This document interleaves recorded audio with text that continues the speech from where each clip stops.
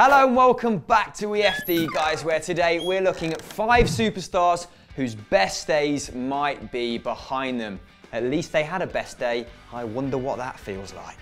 5. Petr Cech. At 35, it would be a shock if Petr Cech wasn't in decline, but the Arsenal stopper is far from the impenetrable wall he once used to be.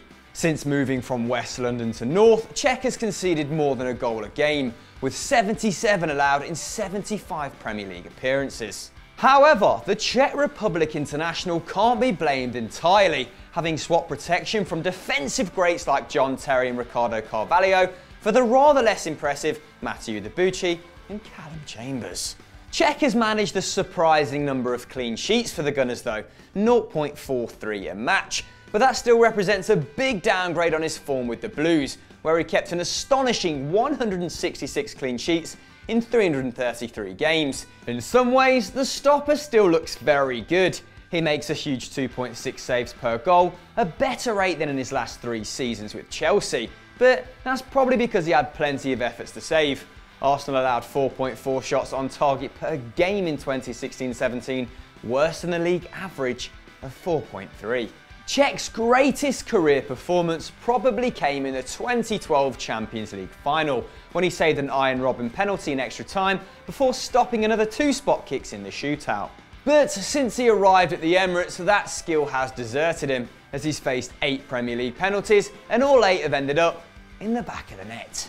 And to make matters worse, Big Pete seems to have developed Zoolander syndrome, diagnosed by Patrick van Straten, as he now regularly concedes shots coming at his weaker right-hand side. Don't get us wrong, the keeper is an icon and arguably the best in the history of the Premier League, but his days at the top look set to be over.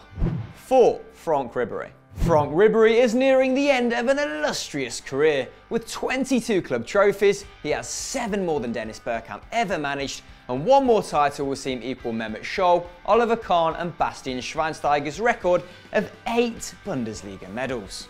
But currently sidelined with his 10th major injury in 2 seasons, the Frenchman is less important to the Bavarians than ever before. In the last 4 campaigns, Ribery has missed 64 Bundesliga matches, or on average 16 games per season. However, in the 72 games he has played, the winger has bagged 22 goals and 31 assists, showing that when he does get on the field, he still has the power to make a difference. Arguably, Ribery's reduced role has helped him remain at the top level.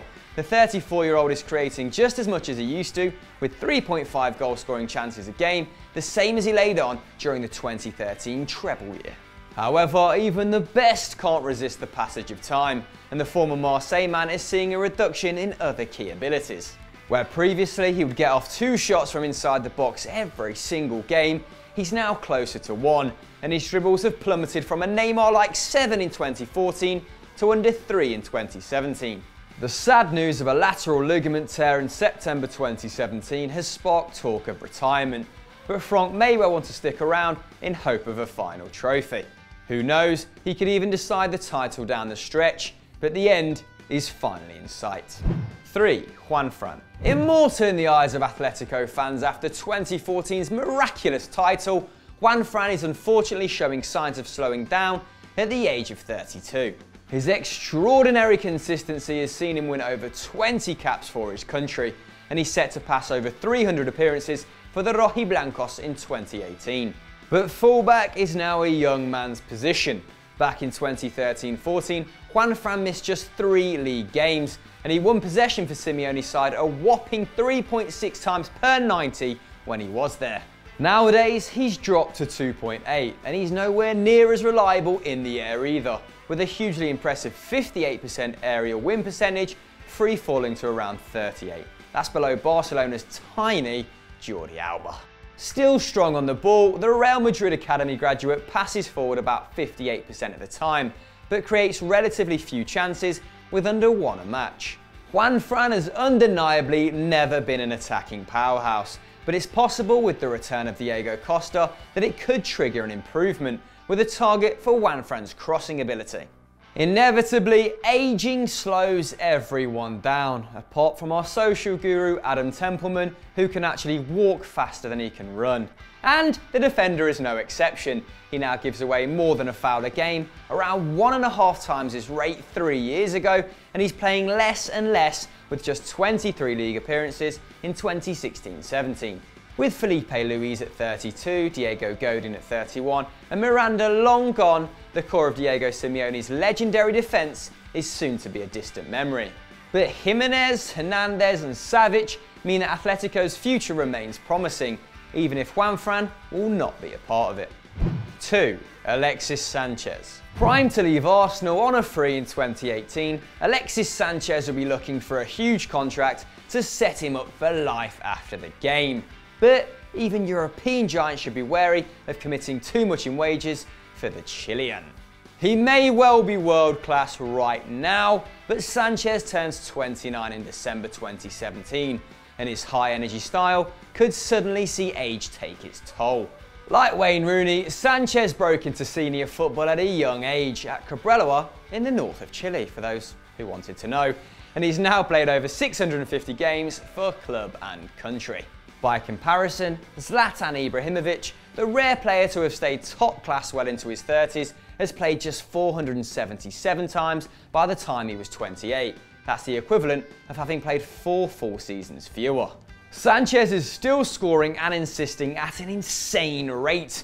With 24 goals and 10 assists in 2016-17, his best return in the Prem. But under the bonnet, the engine is cooling down. Chances created have gone from 2.4 to 2.2 per 90, and dribbles have dropped from 3.5 to 3. Defensive work, which pundits still regularly praise the attacker for, has also taken a nosedive. In his first year in England, Sanchez won possession for Arsenal 91 times in the league. However, last season, despite playing 300 minutes more, he made just 63 tackles and interceptions. And he isn't as strong in the air either, with his aerial win rate dropping from 35% to 19%. I'm surprised he won any at all. He's absolutely pint-sized. Arsenal fans will be sad to lose their star forward for free, but it may take the edge off if Alexis goes full Wayne Rooney in 2018. 1. Angel Di Maria. Until the arrival of Mbappe and Neymar, Di Maria was PSG's second most expensive transfer of all time, and looks set to run the Parisians' attack for years to come. But now, at 29, the Argentinian finds himself benched for Mbappe, an outstanding talent to be fair, but still, he's only 18 years old. On the basis of last season, Di Maria can have little cause for complaint though. He contributed 6 goals and 7 assists in Liga in 2016-17, his lowest output since his single campaign at Manchester United, where he spent half of the year sidelined. Compare that to his 10-goal, 19-assist first year in France, and the drop-off is clear. He used to be involved in a goal every 73 minutes, now it's 157. Di Maria remains an excellent creator, making a huge 3.4 scoring opportunities per game last year, about the same as Sadio Mane and Andres Iniesta put together. But even that figure represents a decrease on 4.2 a match in 15-16. So Di Maria is passing through defences less, maybe he's dribbling through them more. Not exactly. The Noodle, yes, that's a real nickname, now completes 1.6 take-ons a match, a significant decrease on his previous 2.3. That's the difference between Riyad Mahrez's dribbling ability and Mark Albrighton's Sharky Mark. And the €60 million man is not compensating with defence. When Real Madrid won La Decima in 2014, the wide man won the ball back 2.1 times a match. Now, that's 1.3. No wonder PSG offered the player to Inter Milan in summer 2017, and with Mbappe going from strength to strength, Di Maria's days as a starter in Paris look set to be over. Oh mon Dieu. So guys, that was 5 players who are in terminal decline. Are we being fair? Do you disagree? Is there anyone we should have added to the list? Let us know in the comments below, and as always, don't forget to like and subscribe. Bye.